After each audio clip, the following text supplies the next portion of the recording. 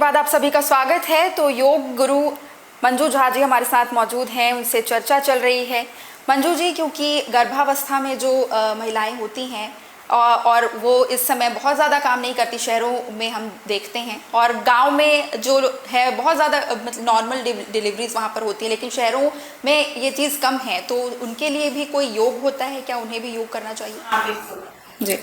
Normal delivery के लिए सबसे पहला, अगर आपका शरीर की जो बनगत है उसमें पेल्विक का ओपन होना बहुत जरूरी है। जी।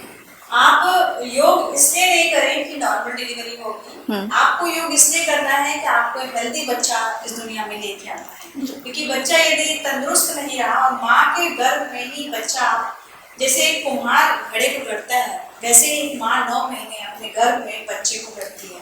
95% बच्चा माँ के गर्भ में ही तैयार होकर आता है। डीएनए भी बच्चे का माँ के गर्भ में ही तैयार होता है। बाकी का 5% आप बाहर लाकर बच्चों को सिखाते हो, जो संस्कार देते हो, खाने के बाद हाथ धोना है बेटा, ऐसा नहीं करना है बेटा, वैसा नहीं करना है बेटा। लेकिन जो बच्चे का पूरा बेस तैयार होता है माँ के गर्भ, तो इसके लिए यदि आप जब जान जाती है कि आप गर्भवती हैं, उसके बाद आप योग से जुड़ जाती हैं। पूरे 9 महीने योग करना चाहिए। 9 महीने आसन है। शुरू के 3 महीने में कुछ आसनों को किया जाता है, बीच के 3 महीने में कुछ अलग आसन किए जाते हैं, और आखिरी के 3 महीने में अलग आसन किए जाते हैं। तो ये किसी भी योग प्रशिक्षक के सामने अगर आप करेंगे, जो कि इसका जानकार है, तो वो आपको सही समय पर सही आसन लगवाएगा, जिससे आपके शरीर के अंदर आपके बच्चे को जितनी भी चीजें चाहिए वो सभी आप बच्चे को दे पाएंगे। जी। जैसा कि आपने शुरुआत में कहा था कि आप आधी रात को भी अगर आपको समय मिलता था, आप रात में भी योग कर लेती थी। क्या योग के लिए कोई प्रॉपर समय होता है कि नहीं सुबह ही करना है, कि किसी भी समय उसके लिए क्या जरूरी होता है उस टाइम? पहले ये मिथ कह सकते हैं हम कि प्रातः काल 5 बजे 6 बजे उठकर आप योग किए तो ठीक है, अन्यथा आपको योग नहीं करना चाहिए। ये मिथ है। आप जिस टाइम सोकर उठते हैं जी, उसके बाद अगर आप फ्रेश होते हैं, फ्रेश होने के बाद वो समय आपका आसन करने का है जी। क्योंकि आप पूरी तरह से निद्रा करके अपने शरीर को रिलैक्स करके और आप एम्प्टी स्टमक है तो आप योग कर सकते हैं जी। जब आप जागेंगे वही आपका सवेरा कहलाएगा। और उसके बाद आप जैसे जो लोग नाइट ड्यूटी करते हैं वो रात भर जगते हैं, सुबह वो लोग ड्यूटी करके आके तो तुरंत योग नहीं कर सकते, तो वो सो जाते हैं। वो 11 बजे उठते हैं, तो 11 बजे उनके लिए प्रातः काल हुआ जी। पहले ऐसा था कि गांव में लाइट उतनी नहीं थी, सारे लोग रात शाम को 6 बजे 7 सो जाते थे, प्रातः काल सभी उठ जाते थे। तो ये नियम उस समय है। जैसे हमने अपने जीवन में बहुत सारा बदलाव किया है आधुनिकता के साथ, वैसे ही शरीर को आवश्यक है आसनों की, प्राणायाम की, तो हमको समय के अनुसार ढालना पड़ेगा अपने आप जी। क्योंकि सामान्य लोग जो हैं, जो लोग आजकल बहुत सारे व्यस्तताओं का दौर है और लोग समय नहीं दे पाते। कुछ ऐसे आसन के बारे में बताइए जो लोग कर पाएँ और अपने दिनचर्या को सही बनाने के लिए, जो बहुत ही सामान्य आसन है जिसे सब कर सकते हैं। देखिए, जैसे कि ताड़ासन है, तिर्यक आसन, कटी चक्रासन, ये 3 आसनों का एक समूह है, इसे TTK कहते हैं जी। ये आसन का समूह ऐसा होता है जो आपके आंतों को पूरी तरह से शेप कर देता है। मतलब आप ताड़ासन में अपने इंटेस्टाइन को ऊपर खींचते हैं, साइड बाय साइड ले जाते हैं, और कटी चक्रासन में आप अपने हाथों को ट्विस्ट कर देते हैं। सेम इसी वक्त आप अपने स्पाइन को भी पूरे ऊपर की तरफ स्ट्रेच करते हैं, साइड बाय साइड ले जाते हैं और उसको ट्विस्ट करते हैं। पर अगर आपके पास समय नहीं है, आप ऑफिस में बैठे हैं, आपका कंटिन्यूसली आप घर का काम कर रही हैं, तुरंत ऑफिस जा रही हैं और आपके पास आसन करने को वक्त नहीं है, तो उस वक्त आप अपने सिटिंग चेयर पे ही बैठकर इन तीनों आसनों को, जो थोड़ा सा मॉडिफाई किया हुआ है, वो आप कर सकती हैं, जिसे मैं आपको बता रही हूँ। मेरी एक विद्यार्थी है जो इन आसनों को करके आपको दिखाएंगे जी। अष्टांग योग के बारे में बताइए, क्योंकि लोग आज भी क्या इसे फॉलो करते हैं? अष्टांग योग ही है महर्षि पतंजलि का, जो कि सार्थक है, क्योंकि लोग सीधे आसन में चले जाते हैं। आसन अगर आप यम नियम का पालन नहीं करेंगे तो आपके आसन नहीं लगेंगे। आप जबरदस्ती प्रयास करती रहेंगी, अपने शरीर को तोड़ती रहेंगी। आजकल लोग, मैंने देखा है यूट्यूब में और इंस्टा में, कि कर्तव्य की तरह आसन लगाते हैं। तो आसन कर्तव्य नहीं है। आसन की तो परिभाषा ही है स्थिरम सुखम आसनम। तो वह आसन जिसमें स्थिरता हो और सुख का भाव हो, जहाँ आपको आनंद नहीं है, वो आसन नहीं है जी। वो फिजिकल एक्टिविटी है। जब आप किसी आसन को लगा रहे हैं और वहां आप स्थिरता के साथ रुके हैं और वहां आपको एक अद्भुत आनंद की अनुभूति हो रही है, तो वो आपका आसन है।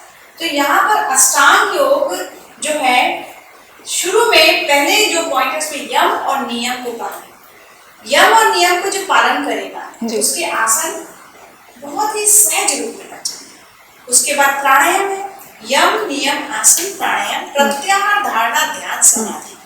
तो ये एक पायदान की तरह, यानी कि इसमें ये बताया गया है कि आप यदि उच्च शिखर पर जा रहे हैं तो आपको हर एक सीढ़ी पर एक के बाद स्टेप रखना है। यदि आप यहाँ से वहां जाते हैं तो मे बी आप 2 बार चढ़ जाएंगे, तीसरी बार शायद आप गिर जाएं और आपको जोखिम उठाना। जी। तो योग अष्टांग योग कहता है कि यम और नियम के बाद आप आसन में जाएं। जी। अगर मैं बात करूं, हम लोग जब छोटे छोटे थे तो ये होता था कि योग मतलब हम लोग चैनल लगा के बैठ जाते थे, बाबा रामदेव जी का जो चैनल आता है उस पर वो योग बताते थे, वो सब किया जाता था। तो क्या अब भी ये योग जो है लोग आप भी यही सिखाती हैं? कपाल भारती और जो कुछ कुछ योग हैं ये सब लोग करते हैं? योग का ज्ञान तो समुद्र से भी गहरा है, तो हम इसको उंगलियों में नहीं गिन सकते हैं कि ये रामदेव बाबा कराते हैं। तो रामदेव बाबा या मैं या जितने भी योग गुरु यहाँ पर हैं, वो कोई खुद का इन्वेंशन हम नहीं कराते हैं। ये महर्षि पतंजलि ने जो संग्रह किया और हम लोगों के सामने रखा। इसके पहले योग गुरु शिष्य परंपरा चलती जी। योग की जो परंपरा थी वो गुरु शिष्य परंपरा थी। जो विद्यार्थी आश्रम में जाते थे वो योग से जुड़ते थे और अपने गुरु के सानिध्य में करते थे। महर्षि पतंजलि ने इसे आम जनता के लिए एक सरल रूप में प्रदर्शित किया और वही आसन आज हम सभी उनके अनुयायी होकर के लोगों को हम करवाते हैं। जी। क्योंकि आपको काफ़ी समय हो गया योग कराते, योग सिखाते हुए लोगों को, शुरुआत से अब तक कितना बदलाव देख पाती हैं आप? क्योंकि अब तो हर दूसरे कदम पर योग इन्फ्लुएंसर्स हमें मिल जाते हैं। देखिए, योग जो है उसमें जो आसन है, प्राणायाम है, इसको कराने की विधि होती है। देखिए, हमारा शरीर और शरीर के अंदर के जो ऑर्गन, वो ऑर्गन बहुत सॉफ्ट है ना, हमको उन्हें बहुत ही प्यार से उनके साथ हमको काम करना है। अगर आप अज्ञानता के बस में जाकर के कुछ करते हैं तो ये जितना फायदा करता है हमको, उतना 4 गुना नुकसान करता है। जी। अगर आपको ज्ञान अधूरा है और अधूरे ज्ञान के साथ आप आसन कर रहे हैं तो आप मान के चलिए कि वो आपको नुकसान पहुंचाएगा, क्योंकि योग पूरा एक साइंस है, विज्ञान है योग। जी। विज्ञान अर्थात आपको कब इनहेल करना है, आपको कब होल्ड करना है और आपको कब एक्सहेल करना है, इसमें लंग्स कब खुल रहा है। जी। उस टाइम अगर आप एक्सहेल करते हो तो आप तो अपने ऑर्गन को डैमेज कर रहे हो। वैसे ही फॉरवर्ड बेंडिंग कब करना है, कितना करना है, कितने प्रेशर के साथ करना है, लंबर एरिया से कितना बॉडी को नीचे की तरफ लेकर के जाना है, पेल्विक एरिया कितना अप डाउन जाएगा, ये सब इसकी स्टडी है। तो अगर आप योग किसी के सानिध्य में करते हैं जी। तो आप फायदा उठाते हैं, अन्यथा आप अगर अज्ञानी के पास योग करते हैं तो मैं आपको एक छोटा सा उदाहरण देती हूँ। जी। जैसे आप तन ढांकने के लिए जो कपड़े हैं वो आप मॉल से जाके लेते हैं, ठेले पे बिकते हैं 200 रुपए के, वहाँ अगर आप बार्गेनिंग करती हैं तो 150 में मिल जाता है। पता है कि आपको 150 में भी पाएंगे, लेकिन आप सीधे मॉल जाते हैं, क्योंकि जब आप तन ढांकने के लिए प्राण देते हैं, वैसे ही आप अपने शरीर के अंदर जब छेड़ रहे हैं तो आपको अपने सामने वाले गुरु का परीक्षण करना चाहिए। क्योंकि आप प्राण परीक्षण करते हैं कि कौन से प्राण में कपड़े अच्छे होते हैं, वैसे ही आपको योग करने से पहले आप किसके सानिध्य में कर रहे हैं उनका परीक्षण करना चाहिए। जी। तो डॉक्टर मंजू झा जी हमारे साथ मौजूद हैं, बहुत ही अच्छी अच्छी बातें उनसे सीखने के लिए मिली और हम उम्मीद करेंगे कि ये कार्यक्रम आप सभी को बहुत पसंद आया होगा। आज अंतर्राष्ट्रीय योग दिवस है, इस अवसर पर ये खास कार्यक्रम था और जैसा कि हमने बहुत कुछ सीखा, योग बहुत कुछ सिखाता है और योग शरीर के लिए बहुत आवश्यक है, मन के लिए भी, मन को शांत रखने के लिए भी बहुत आवश्यक है। बने रहिएगा अनादि टीवी के साथ। इस कार्यक्रम में आज के लिए इतना ही। नमस्कार।